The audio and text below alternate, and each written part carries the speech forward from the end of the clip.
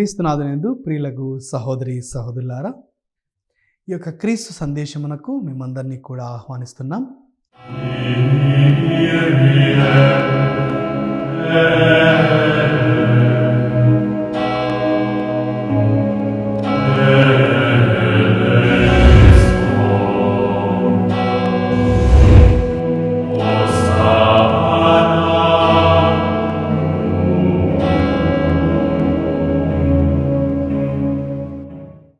మరి ప్రారంభించుకునే ముందు చిన్న ప్రార్థన ద్వారా క్రీస్తును మన హృదయంలోనికి ఆహ్వానించుకుందాం.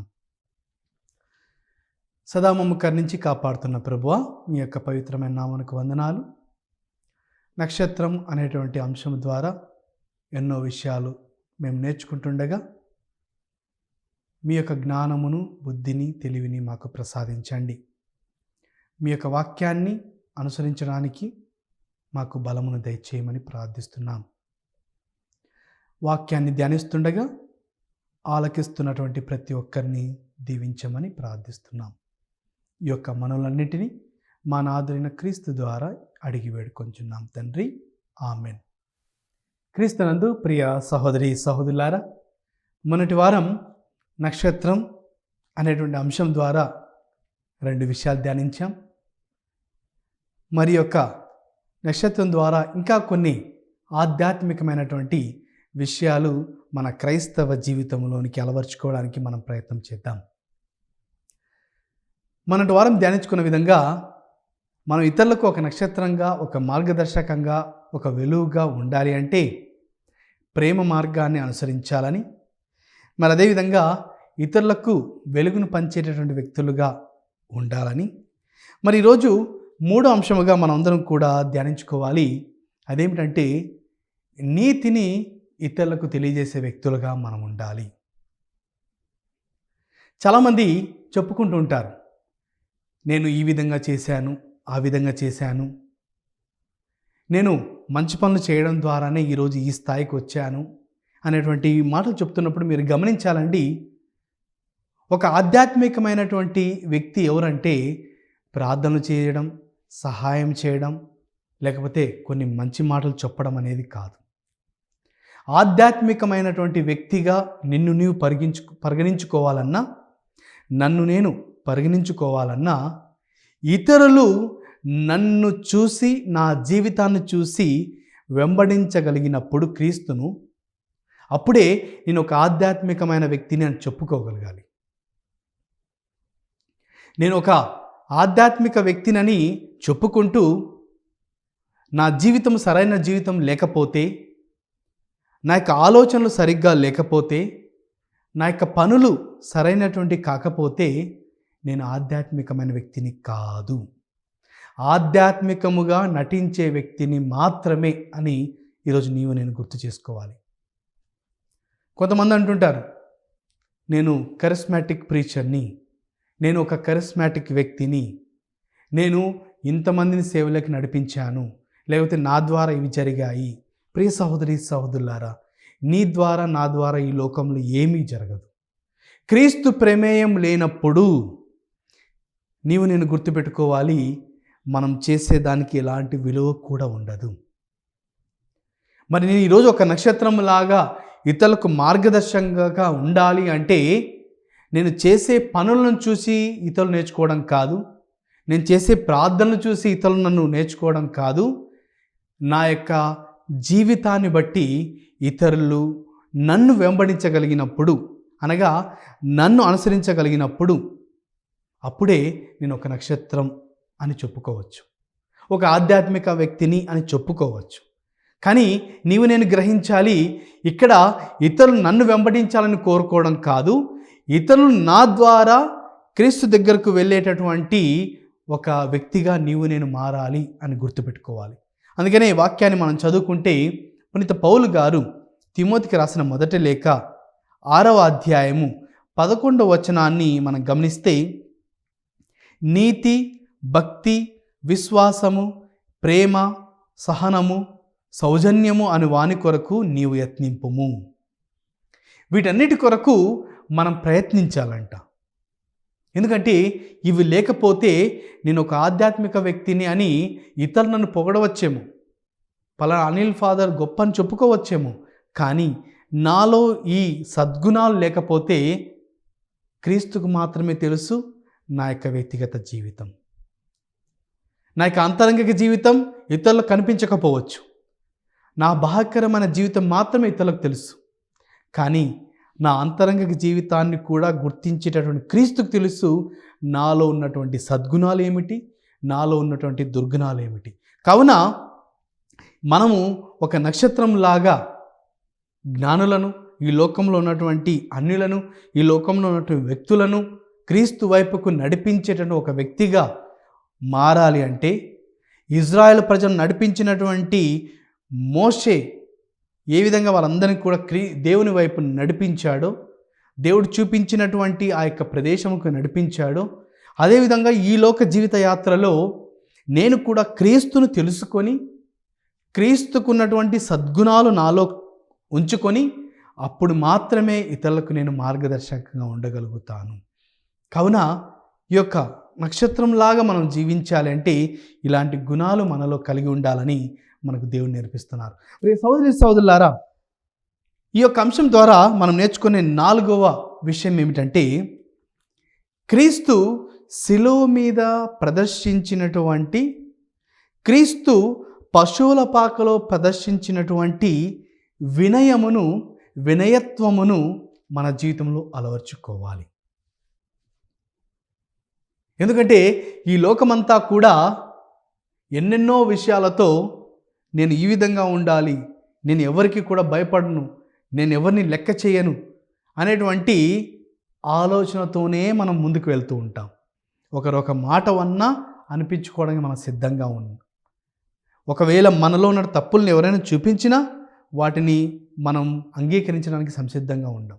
నేను పెద్దవాడిని, నాకు డబ్బు ఉంది, నాది ఇది అనేటువంటి ఆలోచనలతోనే మనం పెరుగుతూ ఉంటాం, నడుస్తూ ఉంటాం. కానీ క్రీస్తు పశువుల పాకలో అనగా తన జీవితాన్ని, ఈ లోక జీవితాన్ని ఆరంభించినటువంటి విషయము, మరి క్రీస్తు శిలువ మీద ప్రదర్శించినటువంటి వినయము అనగా ఈ లోక జీవితాన్ని ముగించేటటువంటి సమయం, అనగా క్రీస్తు తన జీవితాన్ని ఆరంభించిన సమయంలో, ముగించిన సమయంలో, ఈ లోక జీవితంలో మనకు నేర్పించిన విషయాలు వినయము కలిగి, దీనత్వము కలిగి, విధేయత కలిగి జీవించాలని నేర్పిస్తున్నారు. పునీత పౌలు గారు ఫిలిప్పీయులకు రాసిన లేఖ 2వ అధ్యాయము 3 మరియు 4 వచనాలను ఒకసారి చదువుకుందాం. స్వార్థముతో కానీ అహంభావముతో కానీ ఎట్టి పని చెయ్యకుడు, వినయాత్ములై ఇతరులను మీకంటే అధికులుగా భావింపుడు.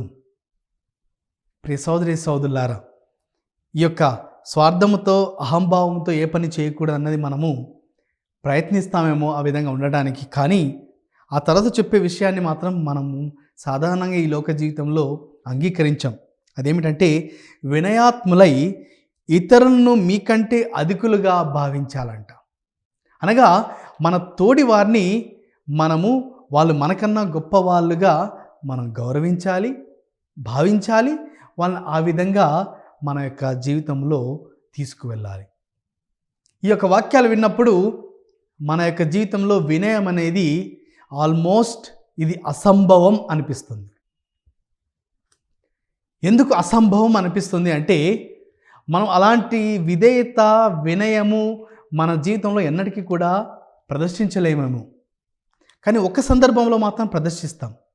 అది ఎప్పుడంటే, మనము ఈ లోక జీవిత యాత్ర ముగించి మన యొక్క శరీరంలో ఉన్న ప్రాణం పోయినప్పుడు, శవముగా ఉన్నప్పుడు మాత్రమే మనం అలాంటి వినయాన్ని ప్రదర్శిస్తాం. ఆ రోజు నీది ఏ కులమో నీకు తెలియదు, ఆ రోజు నీకెంత ఆస్తులు ఉన్నాయో నీకు తెలియదు, ఆ రోజు నువ్వు ఎన్ని గొప్ప పనులు చేసావో తెలియదు. కానీ మార్చురీలో నీ బాడీ పడిపోయినప్పుడు మాత్రం నీ బాడీ ఎక్కడ పెడతారో ఎవరికి కూడా తెలియదు, ఎలాంటి ప్రదేశాలు ఉంచుతారో నీకు తెలియదు. కానీ ప్రియ సోదరి సోదరులారా, బతికున్నప్పుడు నేను ఆ చైర్లో కూర్చోను, నాకు మంచి చైర్ వేయలేదు, నాకు మంచి సన్మానం చేయలేదు, నన్ను గుర్తించలేదు, నేను చేసిన పనికి విలువ ఇవ్వలేదు అనేటువంటి అహంకారాలతో, స్వార్థాలతో గొడవ పడే మనము చచ్చినప్పుడు మాత్రం అందరము సేమ్ విధేయత, వినయం ఆ రోజు కళ్ళు తెరవము, ఆ రోజు చేతులు ఆడించము, ఆ రోజు నీ మెడలో ఉన్నటువంటి బంగారు గొలుసులు తీసేసినా నువ్వేం మాట్లాడవు, ఆ రోజు నీకు చేతికున్నటువంటి ఉంగరాలు తీసేసినా నువ్వేం మాట్లాడవు, ఆ రోజు నిన్ను తిట్టినా నువ్వేం పట్టించుకోవు. ప్రియ సహోదరి సహోదరులారా, చచ్చిన తర్వాత విధేయత చూపించడం గొప్ప విషయం అయితే కాదు. అది చివరికి జంతువులు కూడా ప్రదర్శిస్తాయి. కానీ ఈ లోక జీవితంలో జీవిస్తున్నప్పుడు వినయం ప్రదర్శించడానికి మనం ప్రయత్నం చేయాలి. ఈ యొక్క క్రిస్మస్ పండుగ ద్వారా వేడుకలు మాత్రమే కాదండి, క్రీస్తు ప్రభు పశువుల పాకలో ఒక చిన్న బాలుడు వలె ఆ యొక్క పశువులు ఉన్నటువంటి ఒక ప్రదేశంలో ఈ లోక రక్షకుడు పుట్టినప్పుడు ఎంత వినయాన్ని విధేయతను ప్రదర్శించాడో మన యొక్క జీవితంలో కూడా మనం ఏమీ తీసుకువెళ్ళం కావున కనీసం మనం బతికున్నప్పుడు కొన్ని సందర్భాలైనా నేను విధేయత కలిగి క్రీస్తులాగా జీవిస్తాను అని చెప్పుకోవడానికైనా కనీసం ప్రయత్నం చేద్దామండి. అవును, మానవులుగా మానసికంగా మనమందరం కూడా ఈ లోకంలో తగ్గింపు గుణం కలిగి జీవిస్తే నన్ను ఇంకా తక్కువగా చూస్తారండి, నన్ను ఎవరు పట్టించుకోరండి, నాకు విలువనివ్వరండి అనేటువంటి ఆలోచనలు మనకు రావచ్చు. కానీ ఈ లోకంలో నీతో పాటు ఉన్నటువంటి వ్యక్తులు ఎవ్వరూ కూడా నువ్వు చనిపోయిన తర్వాత నీకు విలువనిస్తారు అని ఆశించకు.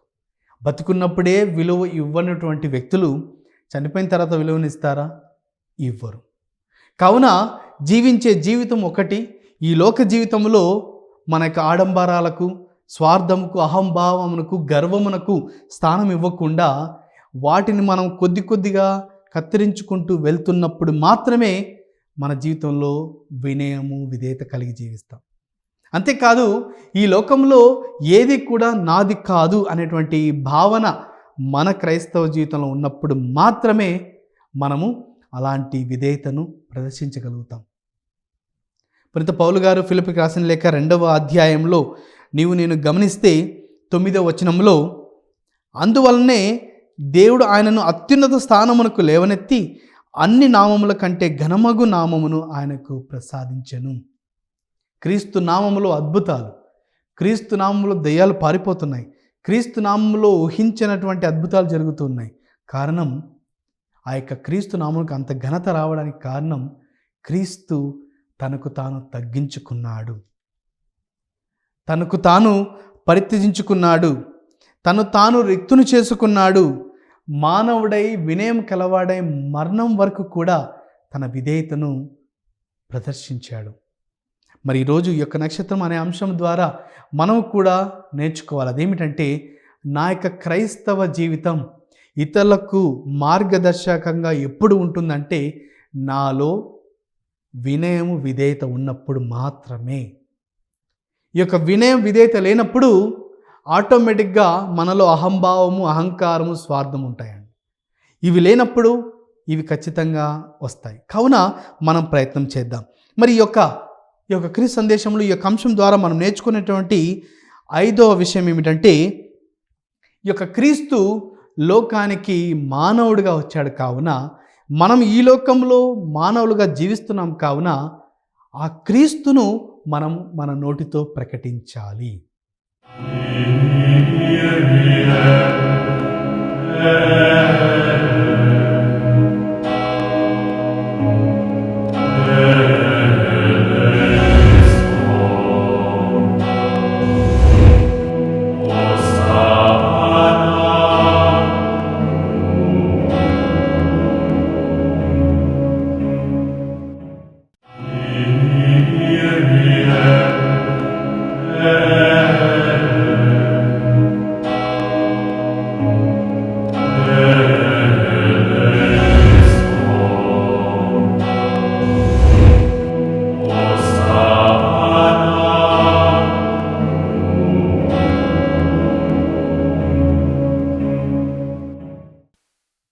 ఒకసారి వాక్యం చదువుకుందామండి. మార్కు సువార్త 16వ అధ్యాయము 15వ వచనాన్ని మనం చదువుకుందాం. యేసు వారితో ఇట్లనెను, మీరు ప్రపంచమంతటా తిరిగి సకల జాతి జనులకు సువార్తను బోధింపుడు. ప్రియ సోదరి సోదరులారా, క్రీస్తు ప్రభు ఈ లోక జీవితాన్ని ముగించి శిలువ మీద మరణించి పునరుత్థానమైన సమయంలో శిష్యులకు చివరిసారిగా చెప్పినటువంటి ఆజ్ఞ, మీరు లోకమంతా తిరిగి సకల జాతి జనులకు సువార్తను బోధింపుడు. అనగా ఈ లోక జీవితంలో యేసుక్రీస్తు శిష్యులుగా లేదా యేసుక్రీస్తును వెంబడిస్తున్నటువంటి క్రైస్తవులుగా మనకు క్రీస్తు ఇచ్చిన ఆజ్ఞ ఏమిటంటే, క్రీస్తును గూర్చిన సువార్త ప్రపంచమంతటా తిరిగి సకల జాతి జనులకు చెప్పాలి. శిష్యులు ఆ రోజు తిరిగారు. శిష్యులు ఆ రోజు ప్రపంచమంతటా వేరు వేరు ప్రదేశాలకు వెళ్ళిపోయారు. నీకు నాకు అలాంటి అవకాశాలు లేవు. అలాంటి గొప్ప గొప్ప వాక్యం చెప్పేటటువంటి అవకాశం లేదు. కానీ ప్రియ సహోదరి సహోదరులారా, నీ తోడి వారికి, నీతో ఉన్నవారికి, నీ యొక్క స్నేహితులకు వెళ్ళి మీరు యేసుని నమ్మండి, లేకుంటే నశించబడతారు, నరకంలో పడతారు, లేకపోతే మీరు బైబిల్ తీసుకోండి, ఇది చేయండి, అది చేయండి అని చెప్పొద్దండి. చాలామంది చేసే తప్పది. క్రీస్తును చెప్పడం అంటే నువ్వు మైక్ పెట్టుకొని మీరు యేసుక్రీస్తునామములో జ్ఞానస్నానం తీసుకోండి అని చెప్పడం కాదు. మీరు బైబిల్ తీసుకోండి, మీరు బైబిల్ స్వీకరించకపోతే మీ ఇల్లు శపించబడుతుందని చెప్పడం కాదు. క్రీస్తుని గూర్చిన సువార్త చెప్పడం అంటే మీరు యేసుక్రీస్తును నమ్మకపోతే మీరు నరకంలో పడిపోతారని చెప్పడం కాదు. క్రీస్తు ప్రభువు నీకు నీ జీవితంలో వ్యక్తిగతంగా చేసినటువంటి అద్భుతములను వారితో పంచుకో. ఈరోజు చాలామంది సంఘస్థులు కావచ్చు, చాలామంది క్రైస్తవులు కావచ్చు, అనవసరమైనటువంటి గొడవలకు గురి అవుతాడని కారణం ఏమిటంటే, వెళ్ళి ప్రతి ఒక్కరికి రుద్ది కొట్టి, ఇదిగో బైబిల్ తీసుకోండి లేదంటే మీరు నరకం పోతారు, ఇదిగో శ్రీక్రీస్తుని నమ్మండి లేకపోతే నరకం పోతారు. నరకం గురించి కాదు చెప్పవలసింది, సువార్తను చెప్పమని యేసుక్రీస్తు చెప్తున్నాడండి. ఈరోజు ఇతర మతస్థులు కావచ్చు, ఇతర వేరే సంఘస్థ సంబంధించిన వ్యక్తులు కావచ్చు, గొడవలకు గురవుతున్నటువంటి పరిస్థితులు, ఇవన్నీ కూడా కారణాలు కేవలం మనకు తెలిసింది గోరంత అయితే చెప్పేది కొండంత. ఫస్ట్ మనం తెలుసుకోవాల్సింది కొండంత, చెప్పవలసింది గోరంత. ప్రియ సోదరి సోదరులారా, ఏదో నువ్వు వెళ్ళి ఒకరికి నువ్వు నరకంలో పడతావు క్రీస్తు నమ్ముకోకపోతే అని చెప్తే వాళ్ళు మారిపోతారని ఊహించడం కూడా మనకున్నటువంటి అవివేకం. నీవు కాదు మార్చేది, నేను కాదు మార్చేది, క్రీస్తు నా ద్వారా మాట్లాడాలి అని కోరుకోవాలి. నేను చెప్తే వాళ్ళు మారిపోవాలి అని అనుకోవడం మనకున్నటువంటి భ్రమ. ప్రియ సోదరి సోదరులారా, దేవుడు మనల్ని వాడుకుంటాడు. చేపలు పట్టే సాధారణమైనటువంటి వ్యక్తులను గొప్ప వ్యక్తులుగా యేసు ప్రభు తీర్చిదిద్దాడు.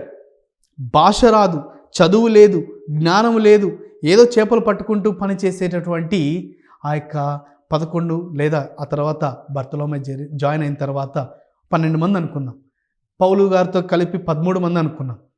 వీళ్ళందరూ కలిసి వేరువేరు ప్రదేశాలకు వెళ్ళి మనుషులు ఊహించినటువంటి విధంగా క్రీస్తును ప్రకటించారు, క్రీస్తును బహుమానంగా ఇచ్చారు. కేవలం మైకుల్లో చెప్పి ప్రసంగాలు మాత్రమే కాదు, వాళ్ళ వ్యక్తిగత జీవితం ద్వారా, వాళ్ళ నడవడిక ద్వారా, మరి ముఖ్యంగా క్రీస్తు ప్రభు వాళ్ళకు చేసినటువంటి సహాయం గురించి వాళ్ళు చెప్పారు. మనం మన స్నేహితులందరికీ వెళ్ళి, మన ఇంటి పక్కన వాళ్ళకి వెళ్ళి క్రీస్తు ప్రభుని నమ్మండి, విశ్వసించండి, లేకపోతే చచ్చిపోతారు, లేకపోతే నరకానికి వెళ్తారనే విషయాలు వద్దు. నీ వ్యక్తిగత జీవితంలో దేవుడు చేసిన మంచి పనులు వాళ్ళకి చెప్పండి. క్రీస్తు ప్రభు నీ జీవితంలో, నా జీవితంలో ఉంటే దేవుడు చేసే గొప్ప కార్యాలు ఏ విధంగా ఉండబోతాయో ఒకసారి వాళ్ళకి తెలియచేయండి. క్రీస్తు ఘనతను గురించి మనం వాళ్ళకి చెప్పగలగాలి. అప్పుడు ప్రియ సహోదరి సహోదరులారా, మనం సువార్తను బోధించే వ్యక్తులుగా ఉంటున్నాం. కానీ ఈ రోజుల్లో చాలామంది చిన్న చిన్న సంఘాలకు సంబంధించిన వాళ్ళు తెలిసి తెలియక ప్రతి ఇంటికి వెళ్ళి బైబిల్ పంచి వాళ్ళని కొట్టి, వాళ్ళని తిట్టి, వాళ్ళకి ఇది చెప్పి నరకం నరకం నరకం. నరకం గురించి కాదండి చెప్పాల్సింది, క్రీస్తును గూర్చినటువంటి సువార్త, మంచి బోధన. ఆ మంచి నీ జీవితంలో నువ్వు క్రీస్తు ద్వారా పొందుకొని ఉన్నప్పుడు మాత్రమే అది చెప్పగలుగుతావు. నీ జీవితంలో లేకపోతే మనం ఏం చెప్పలేము. కావున మనము ఒక నక్షత్రం వలె జీవించాలంటే క్రీస్తు మనకు చేసిన మంచి పనులను, క్రీస్తు యొక్క సువార్తను ఇతరులకు మనం పంచే వ్యక్తులుగా తయారవ్వాలి. ఈ యొక్క నక్షత్రం అనే అంశం ద్వారా మనం నేర్చుకున్నటువంటి 6వ విషయం ఏమిటంటే మన యొక్క విశ్వాసాన్ని ప్రకటించడం. హెబ్రీయులకు రాసిన లేఖ 10వ అధ్యాయం 22వ వచనాన్ని మనం చదువుకుంటే, మనము కలుషముల నుండి శుద్ధి నొందిన నిష్కపటమగు హృదయములతో, స్వచ్ఛమగు నీటితో కడుగబడిన శరీరములతో, గట్టి విశ్వాసముతో దేవుని సమీపింతుము. ప్రియ సోదరి సోదరులారా, నక్షత్రం వలె మనం ఈ లోకంలో జీవించాలంటే మనలో ఉన్నటువంటి విశ్వాసాన్ని మనం శుద్ధి చేసుకోవాలి. అప్పుడప్పుడు కలుగుతున్నటువంటి అవిశ్వాసమును శుద్ధి చేసుకొని విశ్వాసము అనేటువంటి యొక్క గోడను మన యొక్క జీవితంలో నిర్మించుకోవాలి. ఈ యొక్క విశ్వాసం ఎవరో చెప్తే వచ్చేది కాదండి. మనం వ్యక్తిగతంగా మనము దాన్ని పెంపొందించుకోవడానికి ప్రయత్నం చేయాలి. మరి యొక్క సందేశం ద్వారా మనం నేర్చుకునే 7వ అంశం, మనము క్రీస్తు వలె ఇతరులను క్షమించగలగాలి. వాక్యం చదువుకుంటే కొలస్సీలకు రాసిన లేఖ, పౌలు గారు కొలస్సీలకు రాసిన లేఖ 3వ అధ్యాయము 13వ వచనంలో, ఎవడైనా మరి ఒక్కని మీద ఏదో ఒక మనస్తాపం కలిగి ఉన్నాడలా ఒకనిని ఒకడు సహించుచు క్షమింపవలెను. మేము ప్రభువు క్షమించినట్లుగానే మీరును ఒకరినొకరు క్షమింపవలెను. ప్రియ సహోదరి సహోదరులారా, క్రీస్తును అనుసరించడం లేదా క్రీస్తుకు మార్గదర్శకంగా మనం ఇతరులు నడిపించాలంటే మనలో క్షమాగుణాన్ని కూడా కలిగి జీవించాలి. ఇది క్రీస్తు ప్రభు స్వయంగా శిలువ మీద వ్రేలాడుతూ తను భరించినటువంటి అవమానమును, తను తిన్నటువంటి దెబ్బలను అన్నిటి కూడా పక్కన పెట్టేసి ఆ యొక్క సైనికులను శిలువ మీద వ్రేలాడుతూనే క్షమించాడు. ఇలా మనం క్షమించాలంటే ఆల్మోస్ట్ ఇది మనకు అసాధ్యం అనిపిస్తుంటుంది కొన్ని సందర్భాల్లో. ఎన్నో సందర్భాల్లో క్షమించాలి అనే ఆలోచన వచ్చినా క్షమించడానికి వెళ్ళినప్పుడు మన యొక్క అహంకారం మనల్ని ఆపివేస్తుంటుంది. నేనెందుకు క్షమించాలి, నేనెందుకు తప్పు చేశాను, వాడు తప్పు చేస్తే నేనెందుకు చెప్పాలి అనేటువంటి ఆలోచనలు సర్వసాధారణంగా వస్తుంటాయి. కానీ మనం ఈ యొక్క క్రిస్మస్ పండుగ ద్వారా మనం ప్రయత్నం చేద్దామండి. ఆ యొక్క క్షమాగుణాన్ని మనం వెళ్ళి ఇవ్వడం అనేది కాదు, అది క్రీస్తు ప్రభు మనకు ప్రసాదించాలి. ఆ యొక్క క్షమాగుణాన్ని నాకు ప్రసాదించండి ప్రభువా అని కూడా మనం ప్రార్థన చేయాలి. మరి అదేవిధంగా ఈ యొక్క అంశం ద్వారా మనము శాంతి సమాధానాలతో జీవించడానికి మనం ప్రయత్నం చేయాలి. మరి అదేవిధంగా మన జీవితంలో కలుగబో శ్రమలన్నీ కూడా ఎన్నో శ్రమలు, కష్టాలు, బాధలు వస్తూనే ఉంటాయండి. పుట్టుకతోనే మనం ఏడుస్తున్నాం, చివరికి మరణించేటప్పుడు నవ్వుతూ ఎవరైతే ఏ శవం కూడా నీకు కనిపించదు. ప్రతి శవం కూడా సేమ్ ఎక్స్ప్రెషన్, బాధలో ఉన్నటువంటి ఎక్స్ప్రెషనే. కావున ప్రియ సోదరి సోదరులారా, ఈ జీవితం అంతా కూడా ఏదో ఒక సందర్భంలో, ఏదో ఒక వయసులో, ఏదో ఒక పరిస్థితుల్లో మన కష్టాలు, బాధలు అనుభవిస్తూనే ఉన్నాం. కానీ ఇవన్నీ అనుభవిస్తున్నప్పటికీ నేను వీటిని జయించుకుంటూ క్రీస్తును వెంబడిస్తాను అనేటువంటి ఒక గొప్ప నమ్మకం మన మీద మనకు కలిగి జీవించాలి. అదేవిధంగా మనము ఈ యొక్క అంశం ద్వారా నేర్చుకునే చివరి విషయం ఏమిటంటే మనం ఉదార స్వభావం కలిగి జీవిద్దాం. అనగా ఉన్న వాటిని ఇతరులతో పంచుకుంటూ జీవిద్దాం. మన దగ్గర ఉన్నది ఏదైనా సరే పంచుకునేటువంటి ఒక మంచి గుణం మనలో ఉండాలి.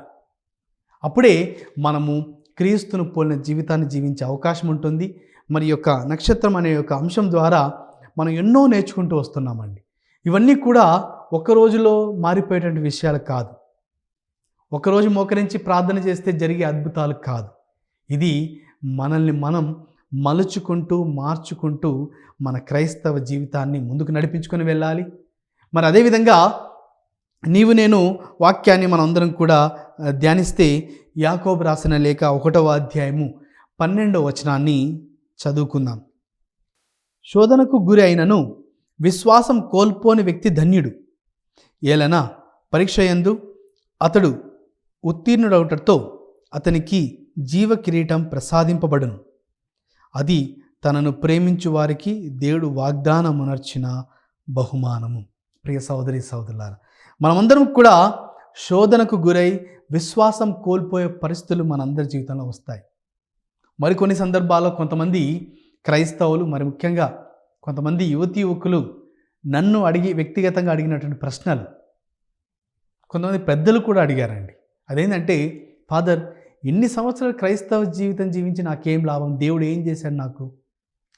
నాకు ఎప్పుడు కష్టాలు వస్తూనే ఉన్నాయి. దేవుని నేను వెళ్తున్నాను, ప్రార్థన చేస్తున్నాను, మోకరిస్తున్నాను, ఉపవాసాలు చేస్తున్నాను, దాన ధర్మ క్రియలు చేస్తున్నాను, కానీ ఎందుకు ఫాదర్ నాకు ఈ కష్టాలు అనేటువంటి ఆలోచన ఎంతోమంది అడుగుతూ ఉంటారు. అంతేకాదండి, కొన్నిసార్లు మనందరికీ కూడా అలాంటి ఆలోచనలు వస్తూ ఉంటాయి. ఎందుకు ఈ కష్టాలు? ప్రియ సోదరి సోదరులారా, ఈ యొక్క కష్టాలే మన యొక్క విశ్వాసాన్ని ఎప్పటికప్పుడు శుద్ధి చేస్తూనే ఉంటాయి. మన శరీరం మన యొక్క ఆహారాన్ని దాన్ని జీర్ణింప చేసుకొని ఏ విధంగా మనకు శక్తిని బలంగా ఇస్తున్నాయో, అదేవిధంగా మనం చేస్తున్న పనులను మనం గమనించుకుంటూ చేసిన తప్పులు మరొకసారి చేయకుండా ఉండడానికి ప్రయత్నం చేస్తూ ఉంటాము. అదేవిధంగా మనకి కష్టాలు, ఈ శోధనలు వస్తున్నప్పుడల్లా మనము వాటి నుంచి ఉత్తీర్ణత అవ్వడానికి, లేదా ఆ యొక్క విశ్వాసాన్ని కోల్పోయే సందర్భాలు వచ్చినప్పుడు నేను ఇంకా ఎంత విశ్వాసంగా ఉండాలి అనే ఆలోచనలు కూడా మనకు వస్తూ ఉంటాయి. కావున వీటిని దేవుడిస్తున్నటువంటి కష్టాలుగా కాకుండా, మనకు ఈ కష్టాల ద్వారా నేను దేవునికి దగ్గర అవ్వాలి అనేటువంటి ఆలోచనలు కలిగి మనం జీవించడానికి ప్రయత్నం చేద్దామని. ఎందుకంటే ఇది మనకు పరీక్ష. ఈ యొక్క పరీక్షల్లో మనం ఉత్తీర్ణత అవునప్పుడు దేవుడు మన కోసం సిద్ధపరిచినటువంటి ఆ యొక్క బహుమానాన్ని పొందుకొనగలుగుతాం. ఆ యొక్క బహుమానం కోసమే మన యొక్క ఈ లోక జీవిత యాత్రను మనము కొనసాగిస్తున్నాం. కావున ప్రియ సహోదరి సహోదరులారా, ఈ యొక్క క్రిస్మస్ సందర్భంగా మనమందరము కూడా మనల్ని మనం మలుచుకోవడానికి ప్రయత్నం చేద్దాం. క్రీస్తులాగా జీవించడానికి, క్రీస్తును పోలి జీవించడానికి ప్రయత్నం చేద్దాం. ఇతరులకు ఆదర్శంగా ఉండేటువంటి ఒక క్రైస్తవుడిగా, ఒక క్రైస్తవరాలుగా, లేదా ఒక గురువుగా, లేదా ఒక మంచి వ్యక్తిగా మన ప్రయత్నం మనం చేద్దాం. మరి ఈ యొక్క క్రిస్మస్ సందర్భంగా మీ అందరికీ కూడా wish you all happy Christmas. మరి క్రిస్మస్ పండుగ శుభాకాంక్షలు మీ అందరికీ కూడా తెలియజేస్తున్నాను. మరి చివరిగా చిన్న ప్రార్థన చేసుకుందాం. ఓ ప్రభువా, గత 2 వారాలుగా ఈ యొక్క నక్షత్రం అనేటువంటి ఒక అంశం తీసుకొని వాటి ద్వారా మా యొక్క క్రైస్తవ జీవితంలో ఎలాంటి గుణగుణాలు, ఎలాంటి భావాలు కలిగి జీవించాలో మాకు నేర్పించారు. మీకు వందనాలు. వాక్యం ఆలకించిన వారందరినీ కూడా మీరు ప్రత్యేకంగా దీవించండి ప్రభువా.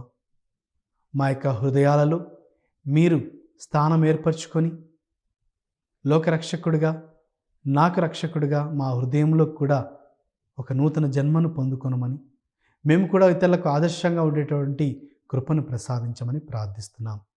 ఈ యొక్క మనల్ని మా నాథుడైన క్రీస్తు ద్వారా అడిగి వేడుకొంచున్నాం తండ్రి, ఆమేన్. ప్రియ సోదరి సోదరులారా, మరి వచ్చే గురువారం వేరొక అంశం మీద వాక్యాన్ని ధ్యానించుకుందాం. దేవుడు మిమ్మల్ని అందరినీ కూడా దీవించును గాక. May God bless all of you.